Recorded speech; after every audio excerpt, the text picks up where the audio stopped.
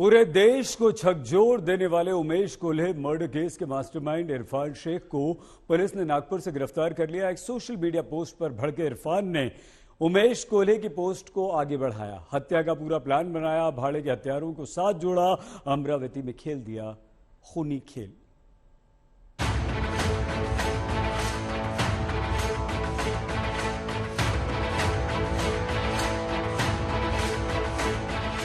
अमरावती में दवा व्यवसायी की जितनी खौफनाक तरीके से हत्या हुई, उतने ही खतरनाक तरीके से पूरे मर्डर की प्लानिंग रची गई।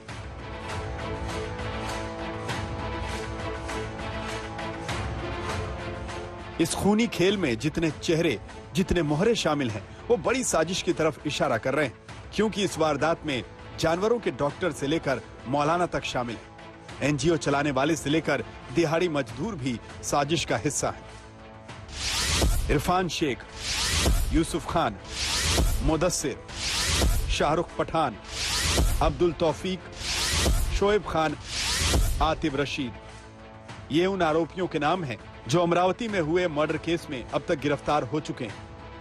ये वो 7 चेहरे हैं जिन्होंने नफरत की आग में अमरावती में उमेश कोल्हे नाम के केमिस्ट की हत्या की। लेकिन सबसे ज्यादा चौंकाने वाला चेहरा है डॉक्टर यूसुफ खान का।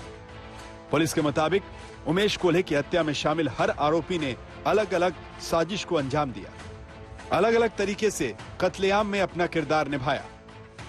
इस साजिश में डॉक्टर यूसुफ खान सबसे ज्यादा पढ़ा लिखा शख्स था और उसका काम वायरल मैसेज पर नजर रखना था। अभी तक उमेश कोल्हे मर्डर केस में हमने 6 आरोपियों को अरेस्ट किया है और सब एंगल से हमने उसका इन्वेस्टिगेशन किया, तो प्राइमा फेसी जो उमेश कोल्हे जी ने नुपुर शर्मा के सपोर्ट में जो पोस्ट की थी सोशल मीडिया पे, उसकी वजह से ही ये क्राइम घटा है।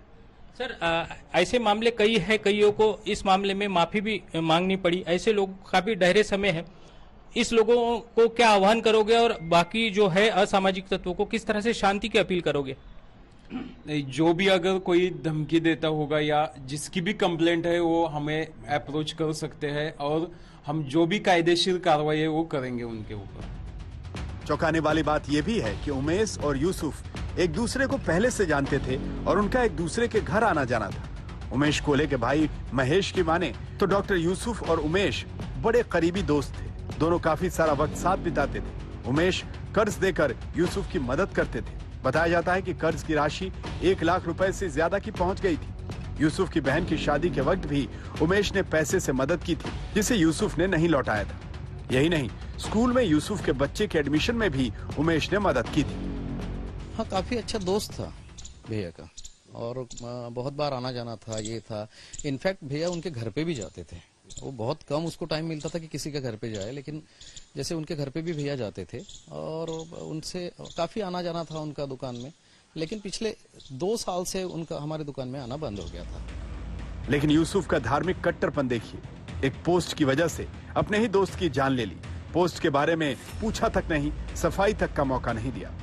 इंटेंशनली करे तो आदमी बात भी कर सकता है, लेकिन कैसा है कि कोई आपके पास में मैसेज आया, अभी देखिए हर किसी को आदत है ये कि कुछ मैसेज आए फॉरवर्ड कर दिए।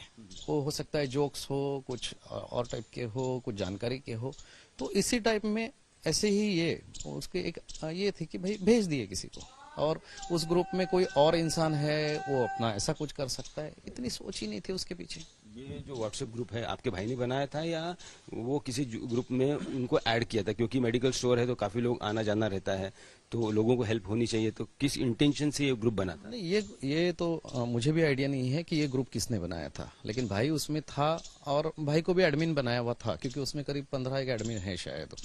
तो लेकिन एग्जैक्ट किसी ने बनाया था, उसका पर्पस क्या था, ये आइडिया नहीं है। लेकिन उसमें उसके बिजनेस के भी लोग थे और बाकी भी लोग थे। अब एनआईए उमेश कोल्हे हत्याकांड की जांच कर रही है। इस केस से जुड़ी एक-एक कड़ियां खंगाल रही है। इस बीच वारदात के पहले की कुछ सीसीटीवी तस्वीरें सामने आई हैं। सीसीटीवी वीडियो में 3 आरोपी रेकी करते हुए काले कपड़े में दिखाई दे रहे हैं। दूसरी तस्वीर में तीनों आरोपी हत्या करने के लिए घटनास्थल की तरफ जाते दिखाई दे रहे हैं। यह हत्या के बाद की तस्वीर है, जिसमें स्थानीय लोग उमेश कोल्हे को स्ट्रेचर पर लेकर अस्पताल जाते दिखाई दे रहे हैं। कोल्हापुर में एक जिंदगी मजहबी कट्टरपंथ की भेंट चढ़ गई। मजहबी कट्टरपंथ में न दोस्ती याद रही, न मददगार का चेहरा। मुनीश पांडे, धनंजय सांबले, सौरभ वक्तानिया के साथ पंकज खेलकर, अमरावती, आज तक।